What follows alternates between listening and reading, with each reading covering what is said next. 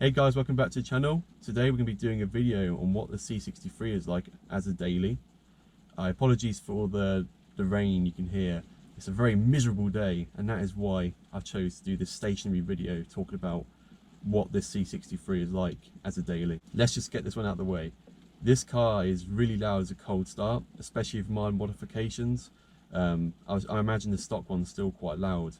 So you need to be quite mindful if you're driving this at like 6 o'clock or 7 o'clock in the morning. You need to be a bit courteous of your neighbours, maybe. Maybe a simple fix would just like bung something up to the exhaust to maybe stop the cold start to be quite loud. But even when you're standing next to the car, it has actually hurt my ears hearing my own cold start. So yeah, just a little thing you might need to be mindful of if you're going to daily this car, especially in the morning. Let's address the elephant in the room here, economy. This could be a deal breaker for you depending on your financial situation. Of course, it all will vary and depend on how far you're driving, how far your commute is, and what your driving style is like. I typically get about 150 to 200 miles on a tank, but I need to let it go down to a quarter. So 3/4 is 150 to 200 miles a tank, and that costs me, give or take, £65. Then when I was daily in this car, I was getting to about 19 to 22 mpg on like a dual carriageway run for a 60-mile round trip. But like I said in my running costs video, you can get much higher than that or much lower than that in terms of mpg. So if you want a more in-depth feel, or you want to know more about the running costs and the mpg side of things, I recommend you check the running costs video I did about a week or two ago. I'll put that in the end screen so you can watch that at the end of the video. But yeah, as a daily, bear in mind 150 to 200 miles means you will be at the petrol station a lot more often than you might think. Next thing I want to talk about is like creature comforts and internal features in the car. So what have we got here? We've got cruise control, we've got a lever here which can electrically adjust the steering wheel. We've got electric seats which can adjust all sort of things, and lumbar support. We've got sat nav integrated into the car, which I don't really recommend, so I use Google Maps anyway.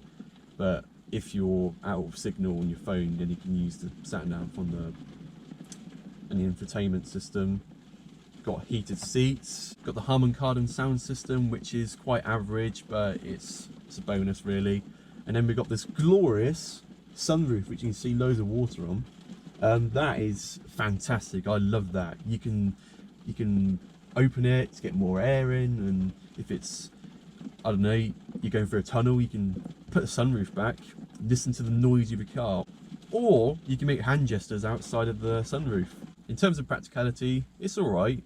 There's an alright amount of places to put things, and yeah, I'd say it's a relatively good practical car. Especially if you've got like the saloon or the estate, then you're definitely winning. You've got the best of everything. But even the coupe, yeah, it's definitely alright in terms of practicality. We've got two cup holders down here. We've got in the centre armrest, we've got like quite a deep storage area down here with the USB port down there. Got a little storage compartment here where you can put your 12-volt socket.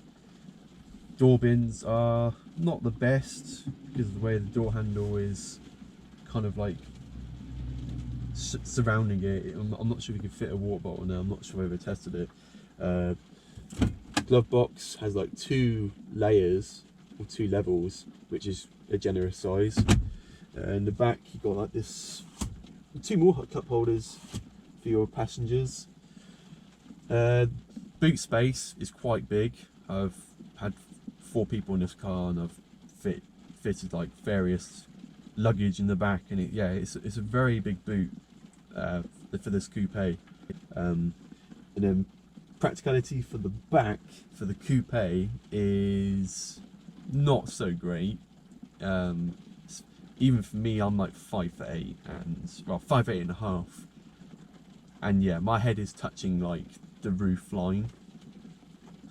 So yeah, it's not really great for passengers, but it's doable. You just have to slouch. But yeah, even legroom is a bit, it's not the best. But then that's, if you're going to buy a coupe, you're already aware of that. So if you want the practicality side for the rear passengers, just get the saloon or the estate, and you've got best of everything. Next thing I want to talk about is the comfort. Generally speaking, day-to-day life in the AMG isn't what it could seem. You'd expect an unforgiving or a harsh ride. However, it couldn't be any far opposite to that. These Napa leather seats, they are so comfortable.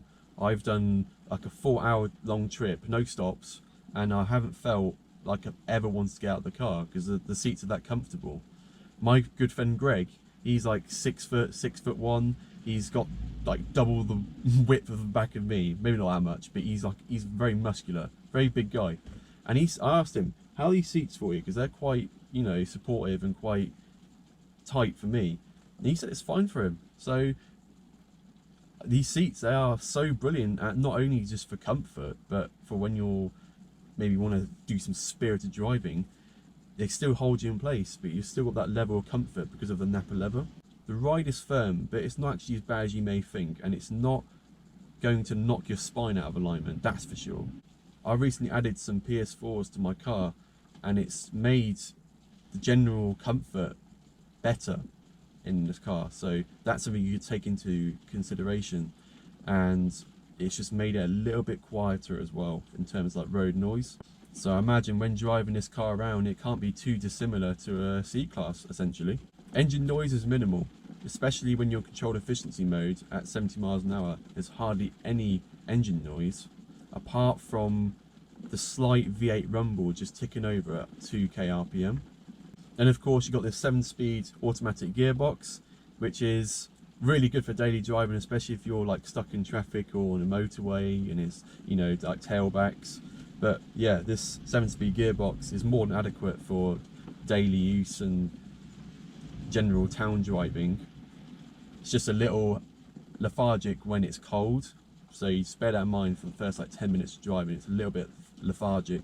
Yeah, and also when you are in controlled efficiency mode, the gearbox is quite slow, as I've showed you in my dislikes video I done last week, which I'll put at the end of the video.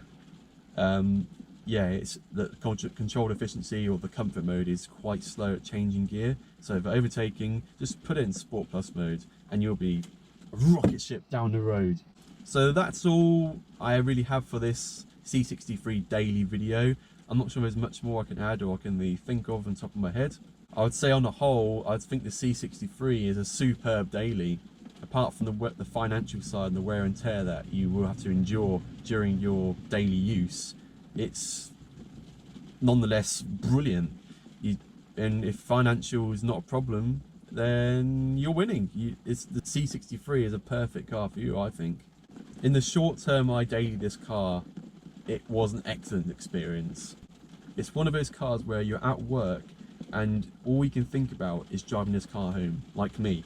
That's all I could think about. I just can't wait to get in my car and drive it home. And so if you think you're missing that in your life, then look no further. That's all I have to say. So guys, I hope you enjoyed that little C63 daily video. Any ideas, any comments you have, please feel free to put them down in the comment section below.